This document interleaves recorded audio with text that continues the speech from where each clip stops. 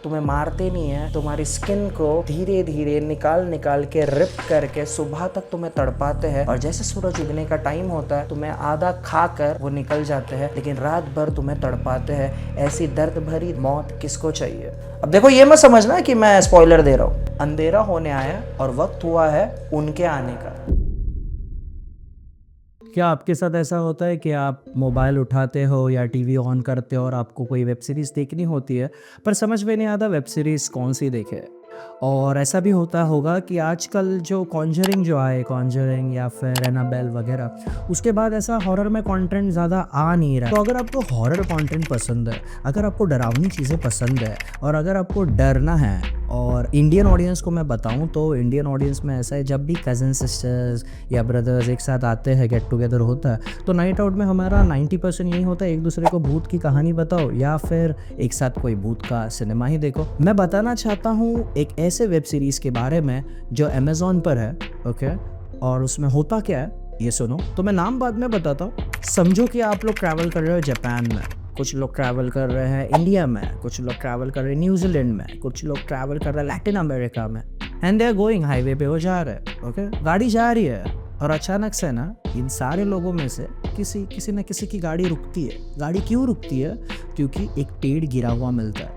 अब जो ये गिरा हुआ पेड़ है वहाँ पर जाने के बाद किसी की गाड़ी में क्या इतने हार्डवेयर के सामान नहीं होते कि वो पेड़ को काटे, लेकिन जाहिर सी बात है वो बाहर जाकर चेक तो करते हैं कि एक्चुअल में ये पेड़ क्यों गिरा है, क्या गिरा है। और जैसे उस पेड़ की तरफ जाते हैं, आसमान में अचानक से काले कौवे उड़ने लगते हैं और कुछ कौवे अटैक करने के लिए हमारे पास आते हैं। और इस सिचुएशन में the best thing is to वापस गाड़ी में जाना। तो ऐसे हर कोई गाड़ी में जाता है, रिवर्स लेता है। रिवर्स इसलिए लेता है क्योंकि ये अगर रूट बंद है तो क्यों ना रिवर्स लिया जाए और रिवर्स लेके कहीं और से हाईवे पर जोड़कर हम आगे की तरफ बढ़ जाए।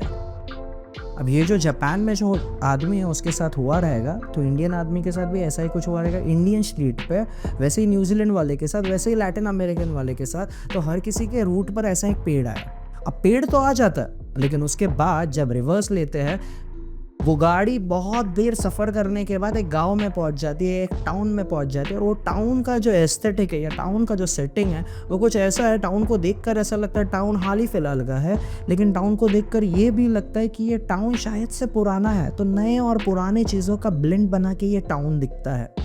अब इस टाउन की खास बात क्या है, जब भी आप गाड़ी लेकर या कोई भी है वो उस टाउन में पहुंचता है तो उस लोग दिखते हैं, लोग थोड़े डरे हुए, सहमे हुए, परेशान दिखते हैं। अब जाहिर सी बात है अगर आप ऐसी सिचुएशन में हो तो क्या करोगे? आप उन लोगों को पूछोगे कि हाईवे के लिए कहाँ से सड़क है। तो वैसे ही इस सिनेमा में होता है, पूछते हैं कि कहाँ, इस वेब सीरीज में। तो पता चलता है कि आगे से स्ट्रेट जाओ और रास्ता मिलेगा।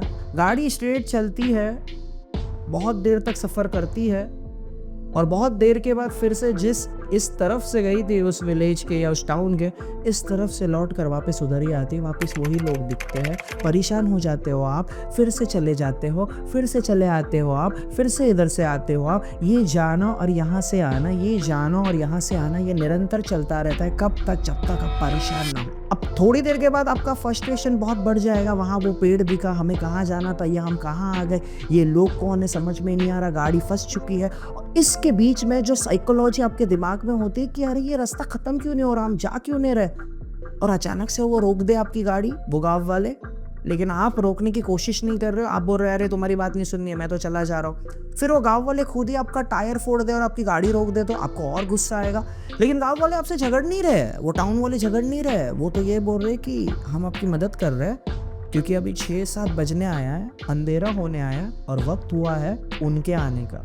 अब ये उन कौन है ये पता नहीं, लेकिन अगर तुम ऐसे ही बाहर रहोगे तो तुम्हारी तो जान खतरे में है ही, और अगर हम तुम्हें बचाने आए तो हम सबकी जान खतरे में। तो वो आ रहे हैं, वो कौन है वो बताया नहीं है, लेकिन वो आ रहे हैं और वो आने के पहले it is better to get inside, और इसीलिए गाड़ी से उतरो। लेकिन तुम उतरोगे नहीं क्योंकि तुम्हें हमारे पर भरोसा नहीं है, इसलिए हमने टायर ही फोड़ दिया। अब टायर फोड़ दिया तो जाओगे कहाँ? अब अंधेरे में चलो हमारे साथ, और हमारे साथ ही बाहर देखना तो पता चलेगा कि अंधेरा होने पर यहाँ कौन आता है और हमारे साथ क्या करता है। अब ये जो कौन आता है ना, ये कौन है पता है? ये इंसानों की तरह दिखते तो है लेकिन अजीब सी मुस्कुराहट लेकर चलते रहते हैं। इनके कपड़े कुछ भी हो सकते हैं, नर्स के कपड़े होते, पार्टी के कपड़े होते, कोई सूट पहन के घूम रहा है, कोई फॉर्मल कपड़े, या अपने आम लोगों की तरह ही होते हैं और खिड़की पर आकर, दरवाजे पर आकर दस्तक देते हैं, तुम्हारा नाम पुकारते हैं। अब मेरा एक दोस्त है जिसका नाम है एशली, तो अगर उसके दरवाजे पर आए तो क्या करेंगे वो?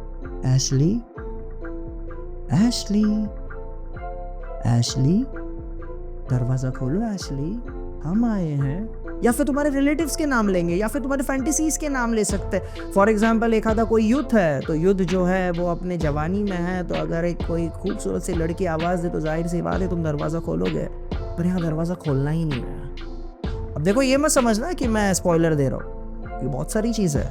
दरअसल इसके 2, 3, 4 सीज़न आने के बाद भी, देखने के बाद भी आपको जवाब नहीं मिलेगा कि ये जगह क्या है। लेकिन जैसे ही आप दरवाज़ा खोलने की कोशिश करते हो, वो अंदर आ जाती है जो भी चीज़ है, थोड़ी देर के बाद अपना असली रूप दिखाती है और फिर इंसानों को मारती नहीं है, बल्कि रात भर तुम्हें ज़िंदा रखकर, तुम्हें अलग अलग हिस्सों से फाड़ कर, खा कर, तुम्हें मारती नहीं है, तुम्हारी स्किन को धीरे धीरे निकाल के रिप करके सुबह तक तुम्हें तड़पाते हैं, और जैसे सूरज उगने का टाइम होता है तुम्हें आधा खा कर वो निकल जाते हैं, लेकिन रात भर तुम्हें तड़पाते हैं। ऐसी दर्द भरी मौत किसको चाहिए? इसीलिए वो कहते हैं वो आ रहे हैं। अब यहाँ हो क्या रहा है? ये लोग जो यहाँ पर है इस गांव में, ये ऐसे ही आए हुए हैं, दुनिया के हर कोने से आए हुए हैं, और हर कोने से वो यहाँ पर आकर बस चुके हैं। बस इसलिए गए हैं क्योंकि यहाँ से बाहर जाने का रास्ता ही नहीं है। ये जगह किसी और डायमेंशन में, किसी और आयाम में है। यहाँ अटके हुए लोगों को अब वो रास्ता ही नहीं मिल रहा है। अब असली वर्ल्ड में लोग तुम्हें ढूंढ रहे हैं, लेकिन यहाँ तुम हो ये उनको कौन बताएगा? ये ऐसा कुछ तो साइकोलॉजिकल थ्रिलर और हॉरर चीज़ है जिसको देखने के बाद आप परेशान हो जाओगे, जिसको देखने के बाद आपको डर का एहसास होगा। इसमें ऐसा नहीं है कि भूत कंटिन्यूसली आ रहे हैं, लेकिन आपको भी एक एहसास होगा बाहर कुछ तो है, अंदर चले जाओ, अंदर चले जाओ। ये सिनेमा साइकोलॉजिकली तुम्हें डिस्टर्ब करने के लिए बहुत माहिर है, और अगर इस वेब सीरीज़ को सच में उसके बेस्ट पर आपको चाहिए तो मैं चाहता हूँ हर रोज़ जब भी आप देखने जाओगे 4 एपिसोड, 5 एपिसोड एक साथ देखो, वो फ्लो में देखो, and this is going to blow your mind. लेकिन इसमें एक ग्लिच है, जब आप फ्रॉम देखोगे उसके बाद शायद से आने वाले 2, 3, 4, 5 साल आपको किसी का कोई भी हॉरर कंटेंट रास नहीं आएगा, because this is one of the finest horror thriller suspense psychological web series. तो देखना है तो अमेज़ॉन प्राइम पे जाओ और इसे देखो। मेरा रिव्यू देखने के बाद कभी ऐसा मत सोचना कि मैंने फ्रॉम का तुम्हें स्पॉइलर दिया है। You know why? क्योंकि फ्रॉम का स्पॉइलर मेरे पास भी नहीं है, क्योंकि उसके सारी सीज़न देखने के बाद अगर आप मुझे कुछ पूछोगे तो मुझे भी नहीं पता what is the thing going on. और एक वर्ड है जो आपको सजेस्ट करता हूँ, स्पॉइलर नहीं है लेकिन इसका मीनिंग फ्रॉम में ही मिलेगा, एंक्वे, एंक्वे, एंक्वे। ये क्या है ये देखो खुद तो पता चलेगा। तब तक के लिए हाउ टू डू इट देखते रहो, हमारे रिव्यूज़ देखते रहो, बने रहो साथ में।